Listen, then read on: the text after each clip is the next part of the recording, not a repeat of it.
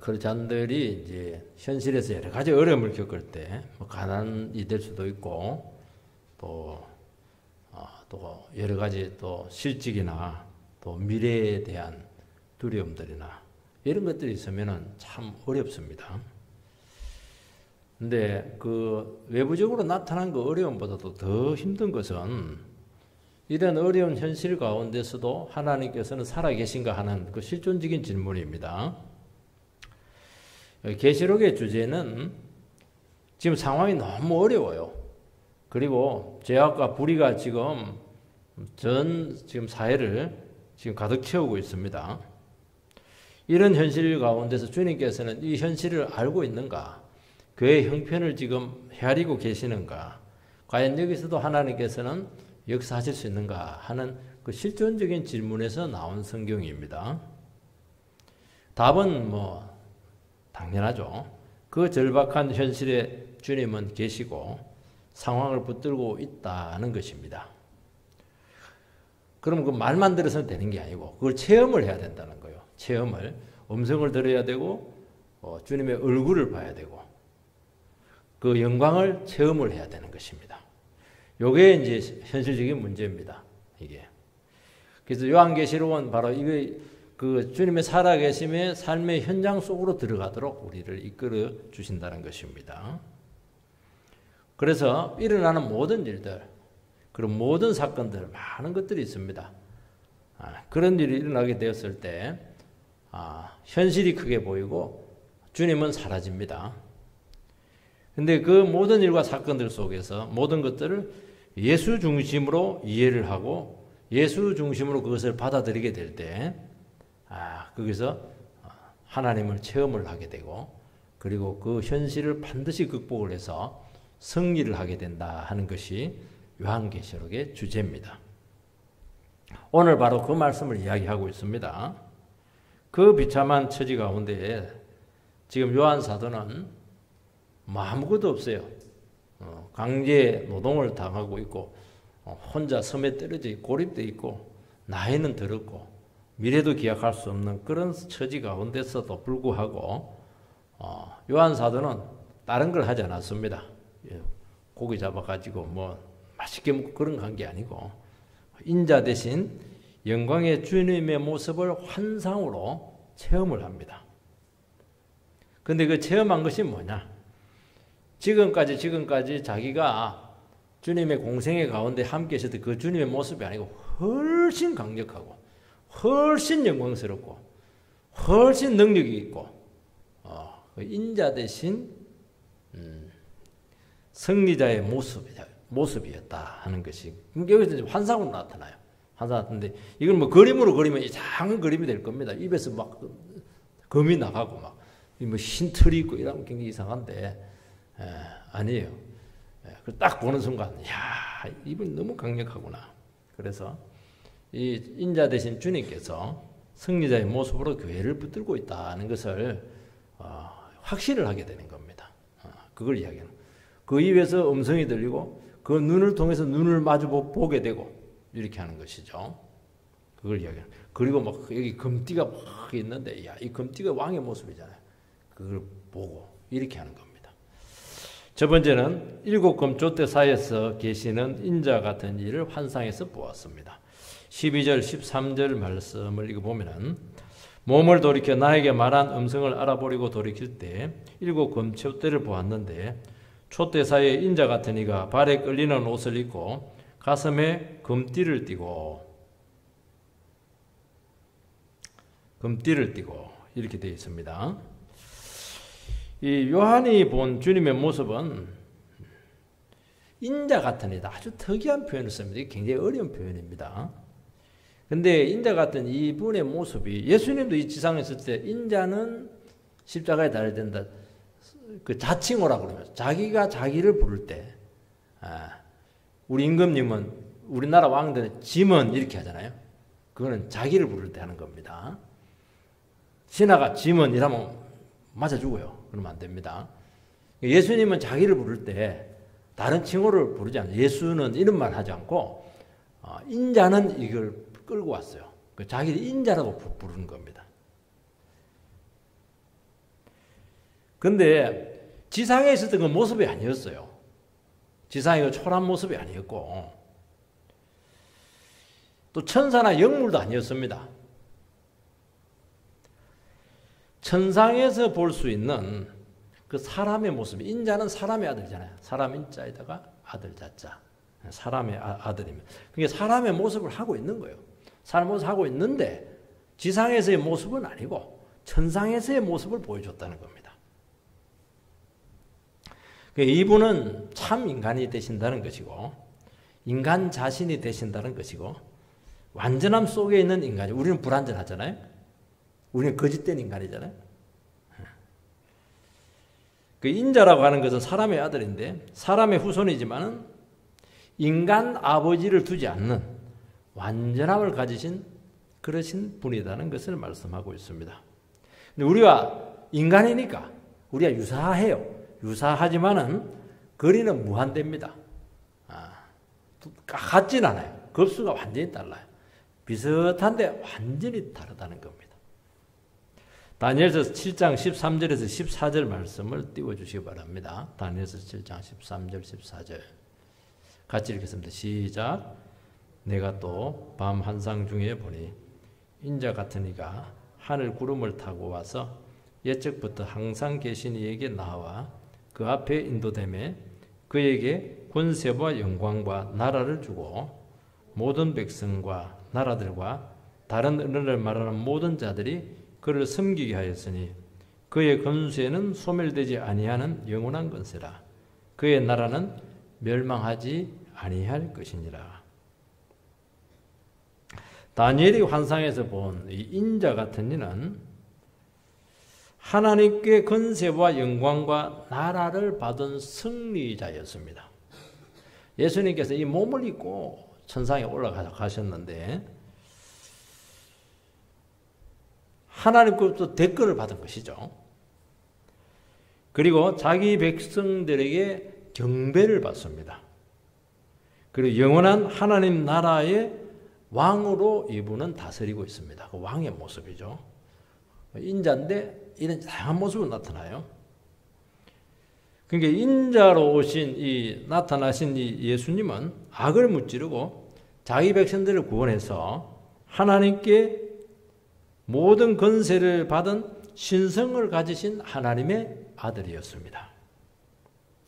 이 땅에서는 굉장히 연약한 그런 육신의 모습이었지만 이 땅에서는 왕처럼 살지 않았고 가난하고 버림받은 종의 모습이었지만 천상의 모습은 완전 원래의 모습을 능가한 모습이에요. 이게. 사람에게 버림받아서 십자가에 죽으셨지만 죄인을 구원해서 하나님의 백성들을 만들어서 하나님의 백성들을 아버지께 드리는 엄청난 일을 했죠. 마귀에게 빼앗긴 모든 인생들을 십자가의 권세로 전부 다 구출해서 그 구원받은 백성들을 아버지께 갖다 바치는 그런 사명을 감당하신 그 인자 되신 예수님이라는 것을 환상을 통해서 보여주고 있습니다. 그 인자 같은 모습의 두 가지를 생각을 해야 돼요. 하나는 뭐냐? 원래 영광과 권세를 가진 승리자의 모습에 초점을 둬야 되고 또 하나는 뭐냐? 그 우리를 구출하기 위해서 이 땅에 온갖 고초를 당하시고 종의 모습으로서 인생들을 섬기신 그 예수님. 그래서 그 모든 권세를 이기고 모든 죄인들을 구출해서 아버지께 바쳐서 승리자의 반열에 오르신 이 두 가지 모습이죠. 주님께서는 이 엄청난 사명을 감당하면서 하나님 나라를 이 땅에 가져왔어요. 이 땅에 하나님 나라를 실현시켰어요. 그리고 이 땅의 주권자로서 왕으로서 지금도 다스리고 있는 거예요. 그걸 이야기하고 있습니다. 지금 밑에는 막 주님이 떠나고 나서 아무것도 안 보이는데 아니었어요. 막 천상에서 주님께서는 지금도 하나님 나라 이 땅에 여전히 다스리고 있고 강력한 통치로 이루어지고 있다는 것을 이야기하는 것입니다. 80년대 초반, 70년대 후반이었던 것 같아요. 그 이문열 씨 그때 이 사람 굉장히 소설책들이 굉장히 히트를 쳤어요. 우리들의 일그러진 영혼, 음석대, 이거 뭐 제가 그거 보고 깜짝 놀랐어요. 또 하나의 소설이 뭐냐니까 이 사람의 아들입니다. 인자론, 사람의 아들. 이 내용이 뭐냐니까 주인공이 이제 살인 사건이 나는데 그 살인범을 추적하는 내용이에요. 근데 그 살해된 사람이 누구냐니까 사이비 교주입니다. 나중에 이게 추적을 해보니까 누가 사이비 교주를 죽였냐니까 제2인자가 그 교주를 죽입니다. 왜 죽였느냐 이렇게 하니까 이 교주면 교주로서의 그런 입장을 계속 유지를 해야 되는데 이 교주가 자기의 교리를 바꿔버려요. 나는 메시아가 아니다 이래버린 거예요. 그 2인자가 있다가 아니다. 당신은 메시아다. 반대로 됐죠. 메시아다. 왜냐하면 2인자는 이 사람을 교주로 알고 하나님으로 알고 막 모든 걸 버리고 다 쫓아왔는데 이 사람이 갑자기 입장을 바꿔버리니까 이건 막 아무리 설득해도 안 되는 거예요. 계속 회의하고 있는 거예요. 이게 교주가 지금. 그래서 죽여버립니다. 이것은 무엇을 얘기하냐니까 이 땅에 있는 모든 이데올로기들과 이 종교적 교리라고 하는 것은 전부 다 허구성을 가진다는 거예요. 영원하지 않다는 거예요. 그게 진리가 아니라는 거예요. 쉽게 말해서. 사람을 쏘겠다는 거예요. 쉽게 말해서. 근데 예수님은 신성을 가지신 하나님의 아들, 사람의 아들 되신 예수님은 이 땅에 오기 전에도 마찬가지고 이 땅에 오고 나서도 마찬가지고 그리고 십자가에 죽고 나서 천상에 올라가셔도 마찬가지고 십자가 위에서도 마찬가지고 한 번도 입장을 바꾸지 않았어요. 그 진리죠. 진리성의 문제죠. 이 진리라는 거예요. 그 증거가 뭐냐? 가장 고통스러운 십자가 죽음 앞에서도 하나님의 말씀과 사역의 진정성을 보증을 했었어요. 죄짓지 않고. 저는 제일 놀라운 게 십자가 위에서 달렸을 때 가상칠언이라고 그러잖아요. 7시간 동안 7마디를 합니다. 여러분이라면 7마디 하면 무슨 얘기 하겠습니까? 그 고통스러울 때. 더러운 인생이다. 막 저주다 하고 이렇게 할 텐데 다 7시간인데 7마디를 딱 하는데 가상칠언이니까 전부 다 구약 성경 말씀을 인용을 합니다. 그러니까 1시간 동안 구약 성경을 묵상을 하고 그러고 나서 고백을 하는 신앙 고백을. 그러면서 1시간을 이겨내는 거예요.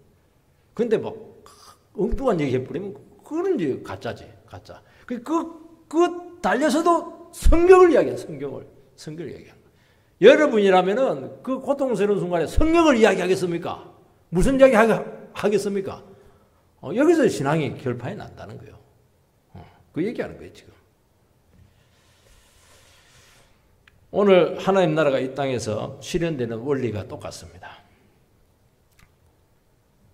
뭐죠?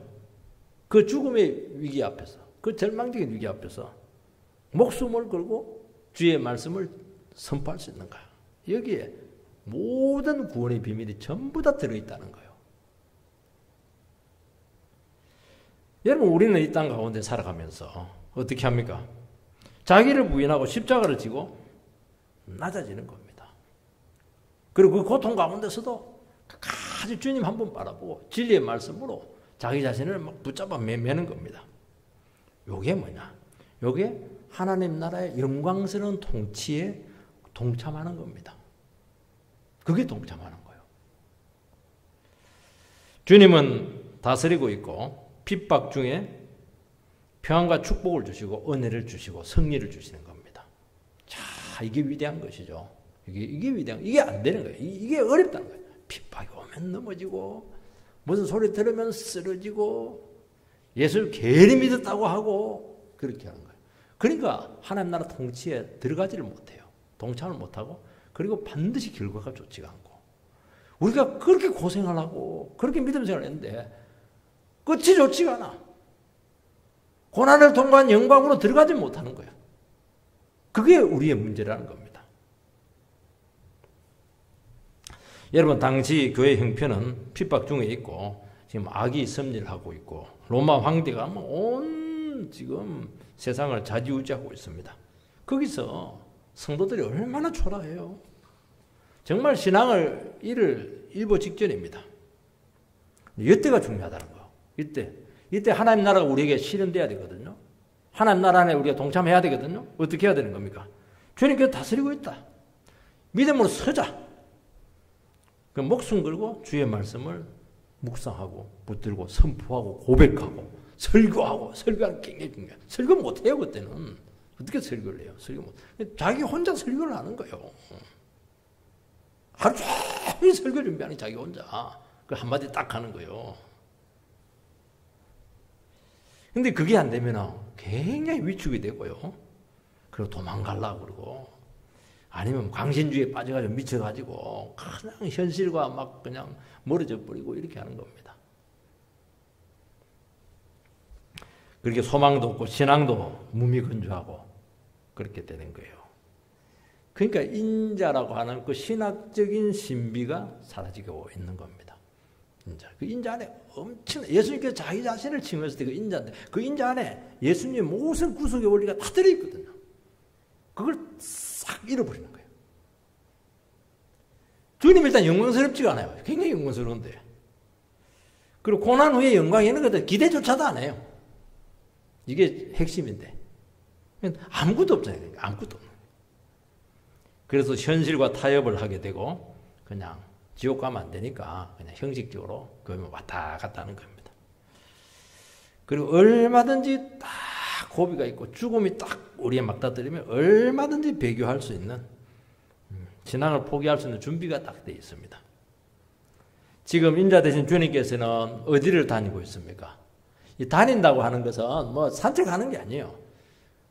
왕이 다닌다고 하는 것은 통치 행위를 이야기하는 겁니다. 지금 어디서 지금 인자 되신 주님께서는 지금 통치를 하고 있습니까? 7 금초대 사이를 다니고 있어요.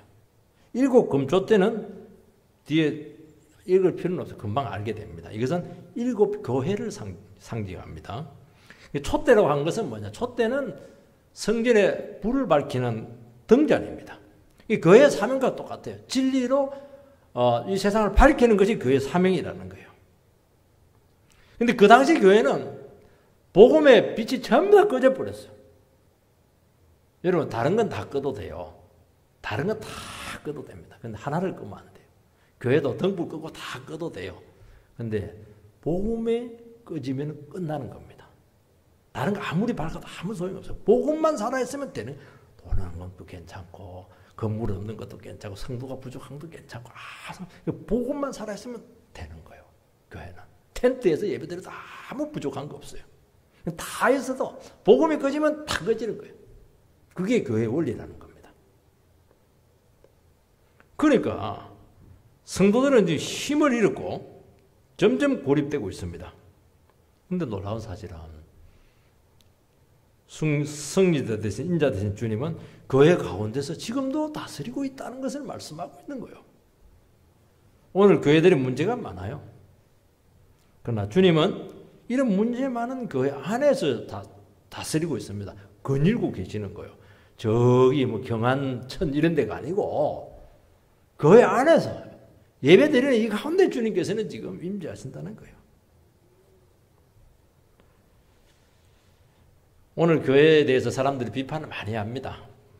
복음도 약하고 늘 다투고 있고 막 서로 침체되어 있고 막 그냥 이게 무슨 뭐 세상과 다를 게 뭐가 있나 이렇게 하는데 그래서 자꾸 이제 교회를 멀리 합니다. 또 그걸 요즘은 뭐 당연시 되고 있는 것 같아요. 그러나 이 안에 인자 대신 성리자 대신 주님이 계신다는 게 다른 데는 없어요.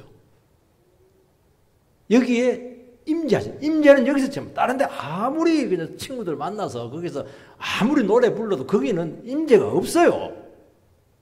집안 식구들 만나가지고 아무리 그냥 요즘 봄놀이 가기 너무 좋네.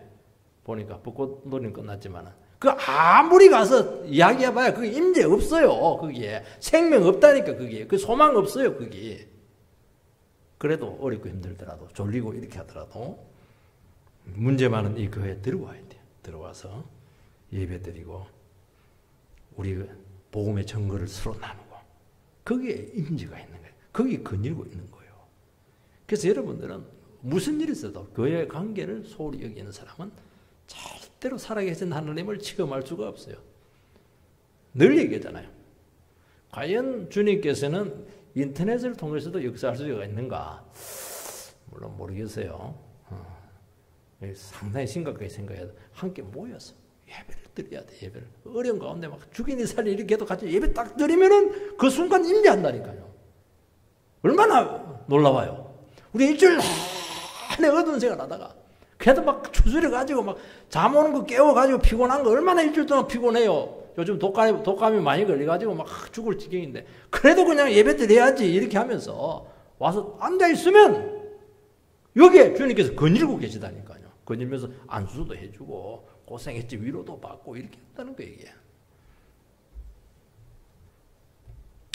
둘째는 인자의 모습이 나옵니다. 13절에서 15절 상반절 말씀을 읽어보겠습니다. 촛대 사이에 인자 같은 이가 발에 끌리는 옷을 입고 가슴에 금띠를 띠고 그의 머리와 털의 희기가 흰 양털 같고 눈 같으며 그의 눈은 불꽃 같고 그의 발은 풀무에 단련한 빛난 주석 같고 세 가지로 우리가 설명할 수가 있어요. 첫 번째는 발에 끌리는 옷을 입고 가슴에 금띠를 띠고 있습니다. 옷은 이제 신분과 직분, 역할을 상징을 합니다. 그러니까 발에 끌리는 이 옷은 이제 제사장의 옷이요. 왜 끌리는 옷이냐? 뭐 청소하기 위해서 막 드레스처럼 끌고 가나 그런 게 아니고 제사장도 예배를 제사를 집전할 때 죄인이기 때문에 죄인은 그 원래 모습을 보여주면 안 돼. 전부 다 머리 끝에도 전부 다 관부터 해가지고 전부 다 완벽하게 맨몸을 차단을 합니다. 밑에 속옷 같은 거 일단 통짜 옷이니까 다 보이는 거예요. 그렇게 해서 끌리는 옷을 해가지고 좀 가리도록 제대 몸을 가리도록 그렇게 하는 겁니다.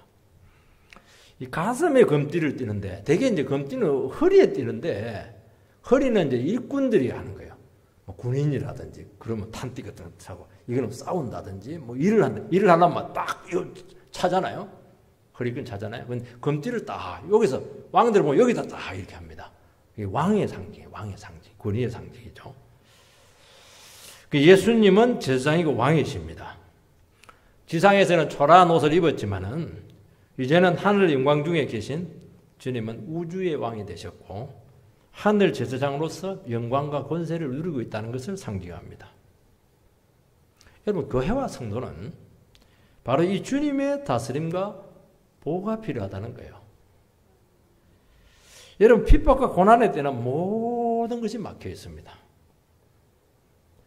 내면에도 막혀 있어요. 내면도 답답하고 왜냐하면 죄를 많이 지어놓으니까. 현실은 더 답답하고 예수 믿는 바람에 막 아무것도 되는 게 없어요. 왜냐하면 세상으로부터 다 쫓겨나고 경제 활동도 할 수도 없고 먹고 살 수도 없고 모든 안팎으로 지금 고통을 당하고 있어요. 그때 세상이 딱 났습니다. 어떻게 났습니까? 우리 속에 있는 두려움들, 죄책감들, 무지들, 미신들 이런 것들이 하나님의 축복으로 가는 걸 전부 다 차단해 놨거든요. 근데 제사장이 딱 나타나가지고 예수 앞에 나가서 죄를 고백하면 그분께서 우리의 죄를 용서하셔서 은혜의 보좌 앞으로 우리를 인도해요. 그래서 기도 응답이 터지게 되기도 하고 평안이 터지고 생명력이 오고 하늘의 축복이 막 우리에게 찾아오는 거예요. 답답하고 힘들수록 더 농도 깊은 그런 역사가 나타나는 겁니다. 지금 우리 현재 모습에 실망합니다. 지금 엉망진창이에요. 성도들은 지금 신앙이고 뭐고 지금 생존이 어렵습니다. 그러니까 이때 때문에 이 모습 이대로 살고 싶지가 않아요.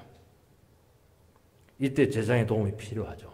제사장이 필요하면 회개와 용서를 통해서 은혜가 회복되면 되거든요. 그리고 왕 대신 이 주님께서 용기를 줘요. 뇌를 붙들고 있고 지금 로마 황제가 모든 것을 좌지우지하고 있는 것처럼 보일지 모르겠지만 그 위에 인자 대신 주님께서 금띠를 탁 띄고 지금 보고 있다는 거예요. 용기가 팍 생겨요. 나의 운명은 로마 황제에서 좌지우지 되는 게 아니고 저 위에 계신 인자 대신 그 주님에 의해서 결정이 나는구나. 그래서 벌떡 일어서잖아요. 두 번째는 그 머리와 털의 희기가 흰양 들어갔고 눈 같으며 옷이 이제 역할을 상징을 한다면은 머리는 이제 또 나는 눈은 불꽃 같다 이렇게 되어 있거든요. 머리와 눈은 이 성품에 대한 문제입니다. 그러니까 인자 되신 주님은 인품과 직분과 역할이 굉장히 조화를 이루고 있고 흠이 없다는 거예요. 희다고 하는 것은 거룩과 순결과 권위를 상징을 하는 겁니다. 이분은 죄와 더러움이라고 하는 것은 없어요. 왜냐하면 이분께서 제물이 되어서 모든 죄인들을 다 깨끗하게 했기 때문입니다. 그의 눈은 불꽃 같습니다. 눈에 막 불꽃 같아요. 여러분, 사람의 카리스마 중에서 제일 강력한 게 주먹이 아닙니다. 눈이에요. 히틀러가 전 독일 사람들을 사로잡히는 눈입니다. 히틀러 눈 보면 이래요. 그 실제로 그랬다고 그래요. 히틀러가 탁 쏘아보면 팍 쓰러진대요. 그렇게 강력했다고 그래요. 이 눈이라고 하는 게 이게 진짜 무섭더라고요. 그거 보는데 텔레비 안 보니까 그래요.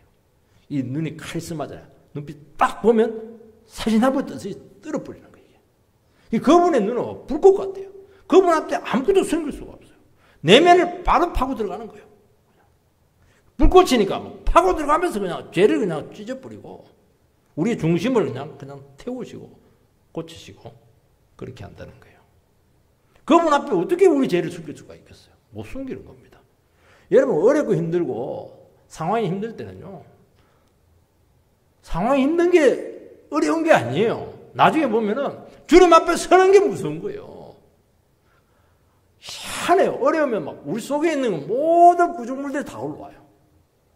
온갖 과거의 상처들, 아픔들, 들었던 그 안 좋은 말들 전부 다 생각이 다 나요.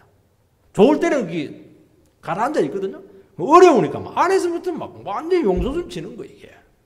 그걸 어떻게 다스리려고 그래요? 주님의 불꽃 같은 눈 앞에 탁 세우는 겁니다.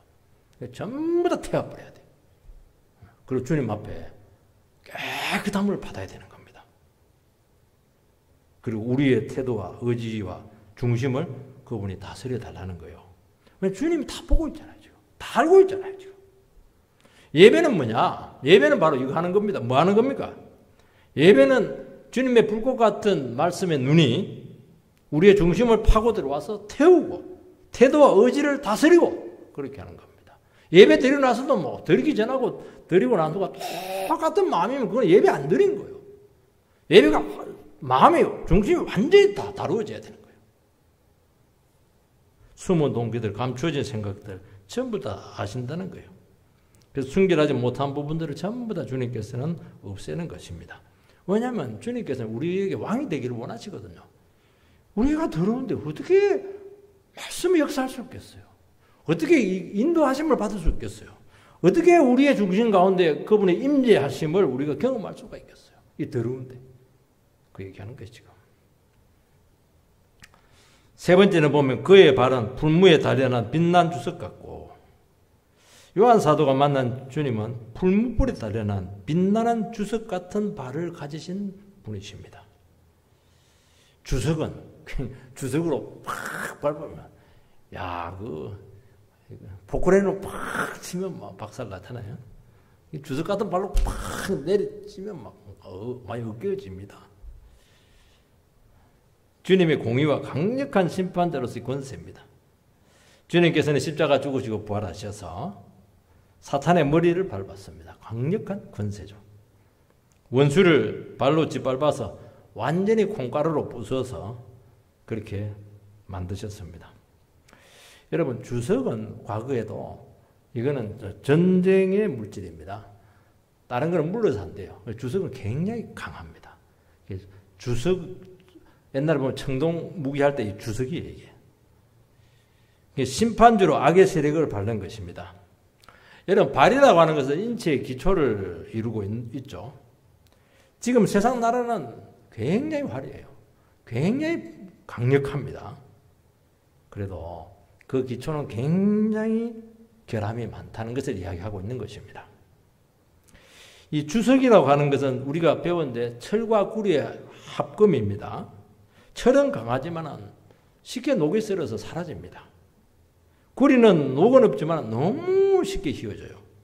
두 개를 딱 붙이면 철의 강함과 구리의 유연성, 이것이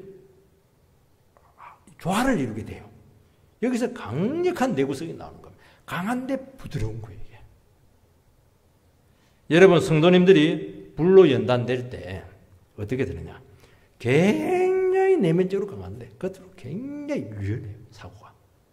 연단을 안 받으면은 이게 막 너무 경직되어 있어요. 사고가. 1 더하기 1은 2밖에 몰라요. 1 더하기 1은 성령이 들어가면 100도 될 수 있는 거거든요.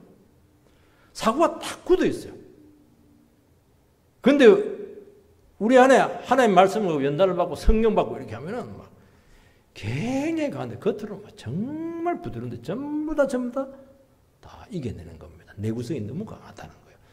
무슨 상처를 받아요? 무슨 상처를 받아? 상처 받을 리가 없죠. 이해 안 되는 게 뭐가 있어요? 다 이해가 되죠. 사랑 안 되는 게 뭐가 있어요? 다 사랑이 되죠. 그래서 불로 연단된 주석 같은 그렇게 살아가는 거예요.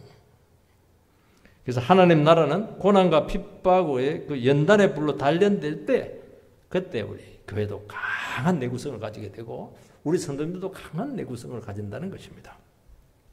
세 번째는 인자의 음성이 나옵니다. 15절 하반절에서 16절 말씀을 읽어보면은 그의 음성은 많은 물소리와 같으며 그의 오른손에 7별이 있고 그의 입에서 좌우에 날성검이 나오고 그 얼굴은 해가 힘있게 비치는 것 같더라. 두 가지입니다.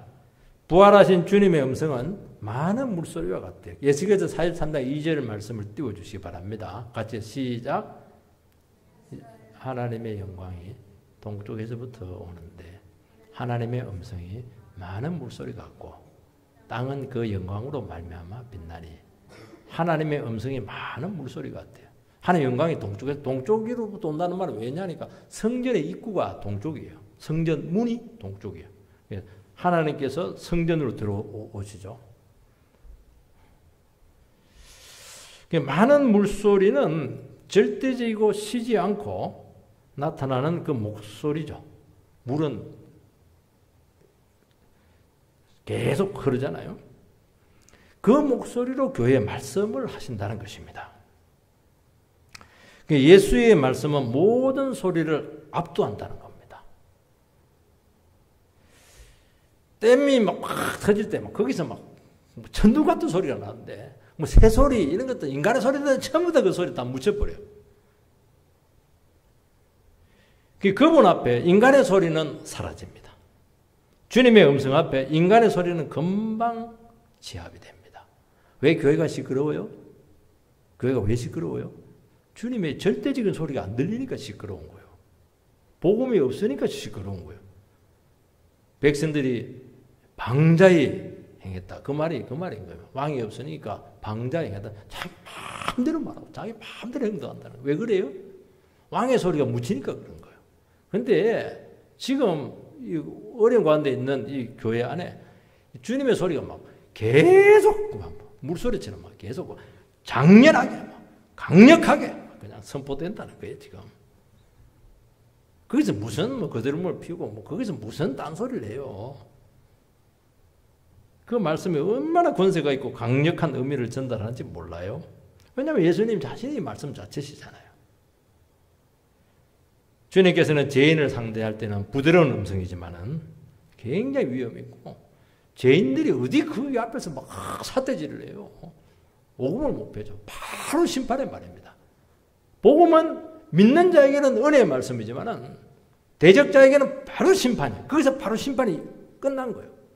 거기서 굴복하지 않으면은 하나님을 대적하는 자가 돼요. 그때부터 바로 심판이 계속 되고 있는, 카운트다운 되고 있는 거예요. 그렇게 복음을 위대한 거예요. 여러분, 인자의 음성은 모든 권세와 능력으로 곧바로 인생들에게 직접 영향을 미치고 찾아가고 반응하게 합니다. 이게 복음이에요. 고려해 보겠다는 게 아니에요. 바로 듣는 그 즉시 영향력을 미쳐요. 그리고 그 말씀을 찾아가고 반드시 반응하게 만드는 거예요. 거부할 수 없는 그 권세죠. 그걸 주겠다는 겁니다. 두 번째는 뭐냐? 주님의 오른손에 7별이 있습니다. 오른손, 왼손하고 달라요. 오른손 제비들도 되게. 오른손에 딱 쥐어졌다고 하는 것은 이것은 왼손은 뭐 들고 있을 수가 있어요. 오른손 쥐어졌다고 하면 쓰겠다는 거예요. 칼이 쥐어지면은 전투 준비를 하는 군인이라는 거예요, 지금. 망치를 들고 있으면 못을 박으려고 한다는 겁니다. 그래서 오른손에 들고 있다고 하는 것은 무엇인가 해낼 수 있다. 어떤 일을 할 준비가 되어 있다 하는 것이죠. 근데 그 인자 대신 예수님의 오른손에 뭐가 있냐니까 7별이 딱 쥐어져 있어요. 이 7별 가지고 뭐 합니까? 아까 7촛대는 교회입니다. 7별이 이번에 7촛대가 아닙니다. 7별을 쥐고 있어요. 고대 사회에서는 이 별과 행성으로 그 움직임을 통해서 운명을 점치고 역사 섭리를 여기서 원리를 찾아내요. 그래서 주님께서는 우주를 운행하고 있고 역사와 나라의 운명과 인생을 주관하는 분이라는 것을 말씀하고 있습니다. 지금 딱 별을 쥐고 있어요. 별을 갖고 움직이는 거예요.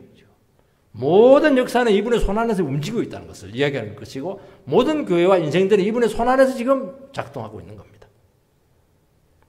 여기서 7별은 7교회 사자, 목회자입니다.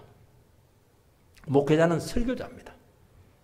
주님께서는 교회에 말씀의 사자를 보내어서 다스리고 지키십니다.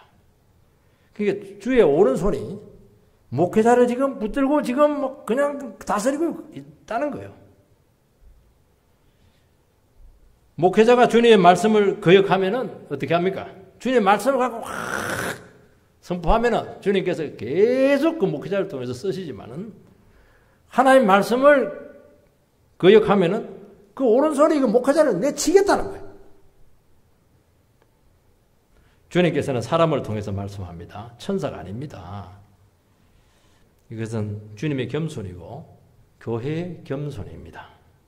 주님은 죄인 중에서 한 사람을 사자로 세워서 말씀하게 하신다는 겁니다. 이것이 복음의 비밀이에요. 여러분, 복음이라고 하는 것은 결국에는 이 교회의 겸손을 테스트를 한다는 거예요. 쉽게 말해서 겸손한 영혼에게 복음의 비밀이 전해진다는 것입니다. 참 이게 신기해요. 교만한 사람은 교회 와서 아무리 복음을 전해줘도 하나도 못 가져가요. 일단 설교자가 지 마음에 안 들어. 설교자 자기보다 수준이 떨어져. 똑같은 죄인이야. 더 죄짓은 것 같아. 학벌이 뛰어나나, 인물이 잘났나. 제일 못난 인간을 턱 세워놓으니까 이거 정말 이게 참 은혜 받기 쉽지가 않아요. 은혜 받아야 돼요. 설교자 때문에 은혜 받는 게 아니고 설교자를 손에 딱 쥐고 있는 그 주님을 보고 은혜를 받는 거예요. 하나님은 그렇게 씁니다.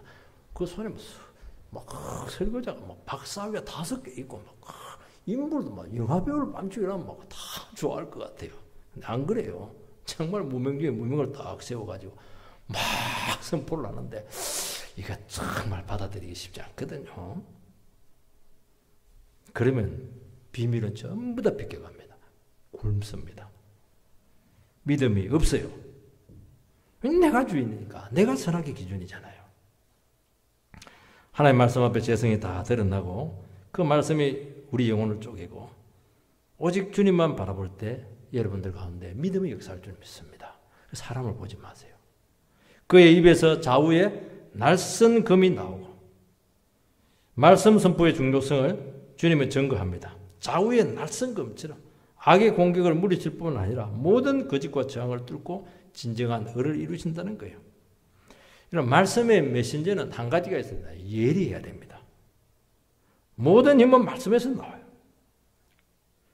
여러분 설교 중에 뭘 들어야 되냐니까 좋은 말을 듣는 게 아니라 설교 중에서 나를 베고 가는 아주 예리한 주님의 음성이 들려야 돼요. 가슴을 착 찢고 가는 그 음성을 들으라는 거예요. 양날의 칼입니다. 옛날에는 한쪽 날이거든요. 근데 로마의 스크피오 장군 때부터 양날이 생겼어요. 착착 하면 싹 베어지는 거예요. 이게. 불신과 죄를 도려내는 것이죠. 자기 방패가 무너지고 위선의 가면이 벗겨지고 용서가 일어나고 굉장히 무서운 돌파력을 갖고 있어요. 말씀은.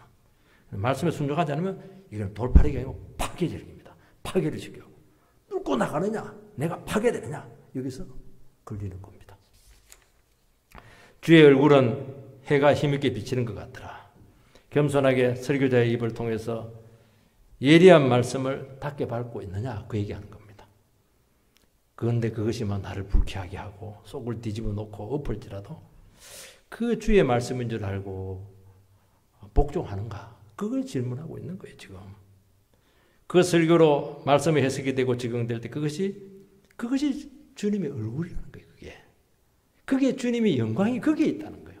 주님의 영광은 거창한 행사에 있는 게 아니고 조용한 설교자를 세워서 말씀을 선포할 때 그 말씀 속에 예리한 양날의 칼을 느끼면서 그 말씀 앞에 딱 복종할 때 그게 주님의 얼굴을 보는 거예요. 그게. 예배 시간 주님의 얼굴을 보는 거예요. 주의 영광이 거기에 있다는 거예요. 지금 다른 데 있는 게 아니에요. 대단한 데 있는 게 아니에요. 계시로 본 승리의 책입니다. 어떤 고난과 핍박과 공격에도 주눅 들고 낙심할 필요가 없어요. 그 선포된 말씀을 의지할 때 결코 실패하지 않을 것이고 반드시 승리할 줄 믿습니다. 싸우는 교회, 싸우는 성도는 주님께서 끝까지 딱 붙들고 있잖아요. 지금 절대로 놓치지 않아요. 그렇게 되기를 주의 이름으로 축원드립니다.